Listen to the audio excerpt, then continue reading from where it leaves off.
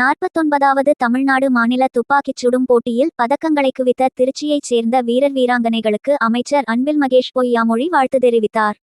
49வது தமிழ்நாடு மாநில துப்பாக்கிச் சுடும் போட்டி கடந்த மாதம் இறுதியில் கோயம்புத்தூரில் நடைபெற்றது. இதில் திருச்சி ஏர்போர்ட் வயர்லெஸ் ரோட்டில் உள்ள பார்ன் ஷூட்டர்ஸ் அகாடமியை சேர்ந்த வீரர் வீராங்கனைகள் கலந்து கொண்டு 4 தங்கம், 8 வெள்ளி, 5 வெண்கலம் என மொத்தம் 17 பதக்கங்களை வென்று குவித்தனர்.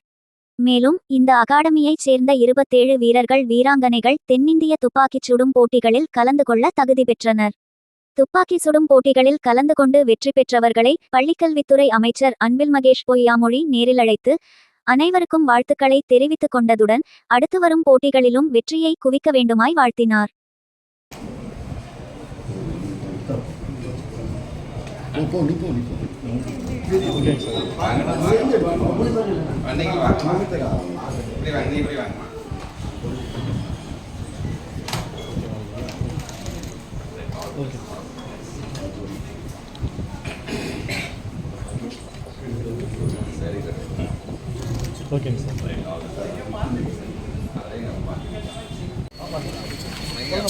திரும்பி நின்னா நீ இங்கிட்டு வாங்க.